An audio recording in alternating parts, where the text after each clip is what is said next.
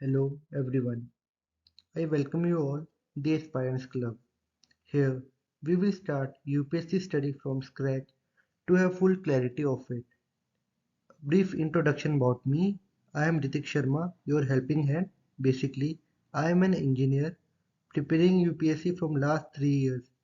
So I can guide you what to do and what not to do. As in this changing UPSC scenario, I am here to guide you in your preparation journey. So let's begin. तो हम इस video में देखेंगे कि हम कैसे एक holistic plan बना के यूपीएससी की तैयारी कर सकते हैं। जनरली मैं अभी और भी वीडियोस डालूंगा जिसमें हम बुक लिस्ट भी डिस्कस करेंगे कि हमें कौन कौन सी बुक रेफर करनी चाहिए और हमें क्या एक फुल ब्रीफ प्लान होना चाहिए ईयरली, जिससे हम जो यूपीएससी का जो एग्ज़ाम है वो क्लियर कर सकें। So let's begin. Some points to remember. Plan बनाने से पहले हमें कुछ बातों का ध्यान रखना पड़ेगा। बिना स्ट्रेटेजी बनाए कभी भी यूपीएससी की जर्नी स्टार्ट मत कीजिए, क्योंकि अब अगर आप जर्नी स्टार्ट करेंगे तो आपको पता नहीं चलेगा कि आपको कब क्या चीज़ पढ़नी है और कौन सी चीज़ कैसे करनी है। तो do not start without proper strategy.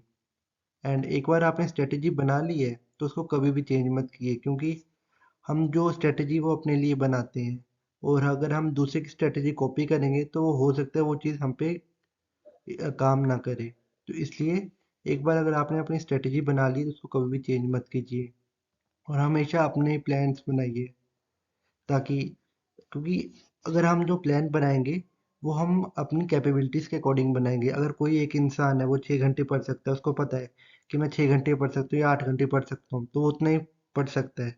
अगर कोई इंसान है वो 10 घंटे पढ़ सकता है, तो सबकी अपनी अपनी कैपेबिलिटीज़ होती है पढ़ने की और कुछ चीज़ें याद करने की। तो ये मत कीजिए कि हाँ, अगर वो 10 घंटे पढ़ रहा है तो मैं भी 10 घंटे पढूं, क्योंकि अगर आप ऐसा करेंगे तो 2-3 दिन तो आप ऐसा कर लेंगे, फिर उसके बाद ये होगा कि आप एग्जॉस्ट हो जाएंगे एकदम, आपका पढ़ने का मन नहीं गया। तो इससे अच्छा है आप जो अपना प्लान बनाइए वो अपने अकॉर्डिंग ही बनाइए, और उस प्लान में हमेशा डेडलाइंस रखिए।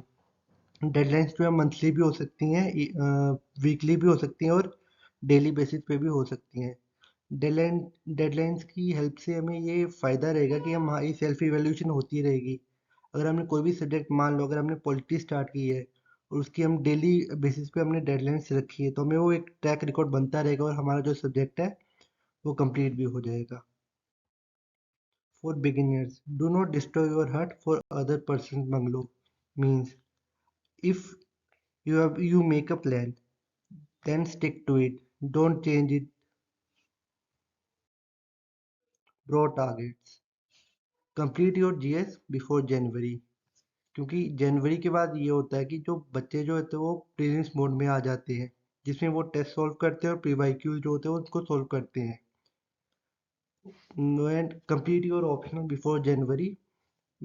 ऑप्शनल जो होता है वो काफ़ी एक चेंजिंग बोल सकते हैं, गेम चेंजर होता है यूपीएससी सीएससी की जर्नी में। तो always make sure that you complete it before January and understand PYQs. This is the most important thing in this UPSC CSC.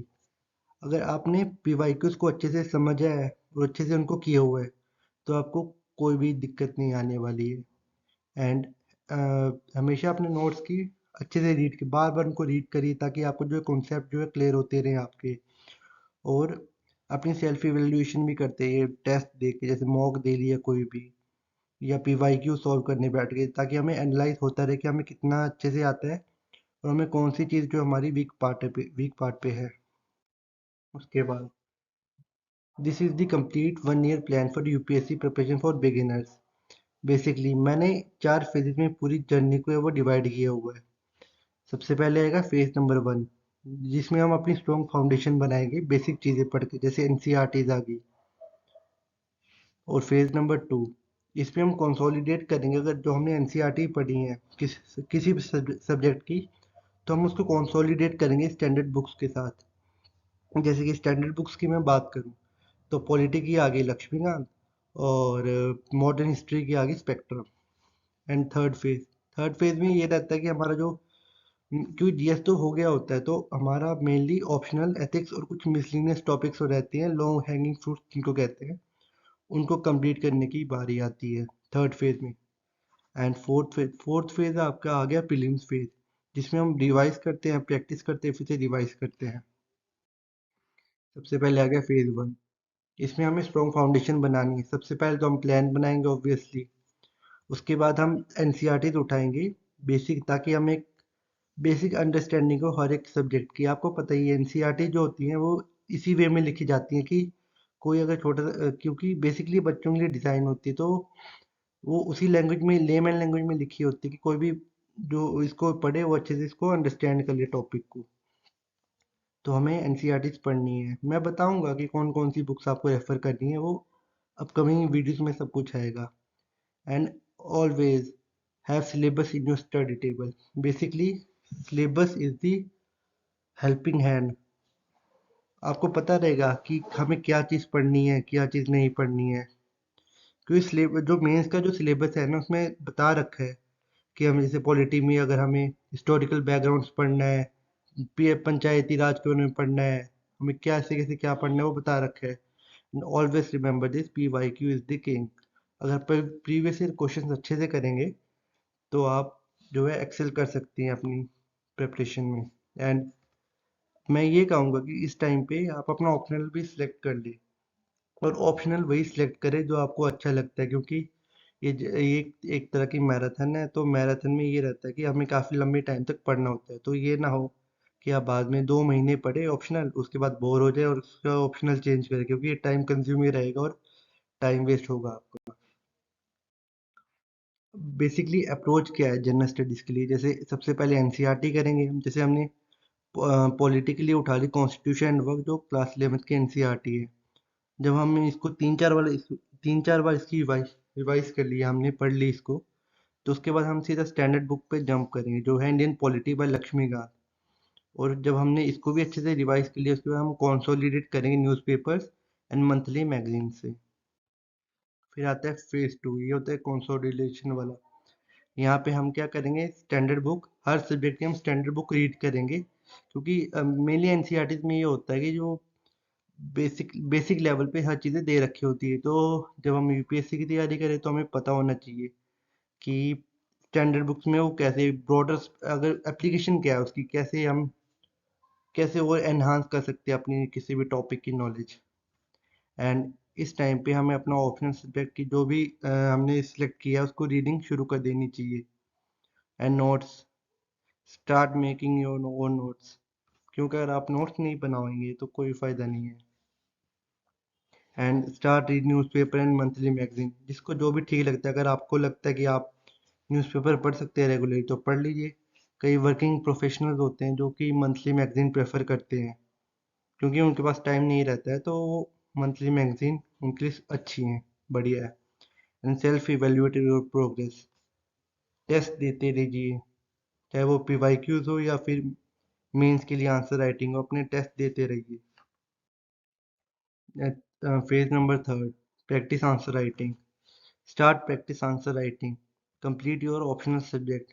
इस फेज तक आपको आंसर राइटिंग स्टार्ट कर देनी चाहिए, क्योंकि आपके पास एक ब्रॉड स्पेक्ट्रम में जो होती नॉलेज हो गई होती है कि हमें कोई भी टॉपिक अगर हमें होगा तो हम उसको लिख सकते हैं अपनी लैंग्वेज में।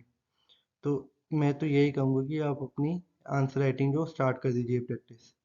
और ऑप्शनल भी ये करिए कि ऑप्शन भी कंप्लीट कर लीजिए अपना। एंड कुछ ऐसे टॉपिक्स हो गए हैं जो हमारे जीएस में नहीं आते, बेसिकली उनको अलग से यूपीएससी ने मेंशन किया होता है। जैसे कि एथिक्स आ गया, और भी बहुत सारे मिसलिनियस टॉपिक्स हैं, जैसे वर्ल्ड हिस्ट्री आ गई और पोस्ट इंडिपेंडेंस आ गई। तो इन सबको इस फेज नंबर 3 में करिए। उसके बाद आता है phase number 4, prelims mode. Basically phase number 4 तो आफ्टर जनवरी शुरू होता है। तो यहाँ पे हमें क्या करना है, हमें पिछले 5 साल के प्रीवियस ईयर पेपर लेने, उनको सॉल्व करने की कोशिश करनी है।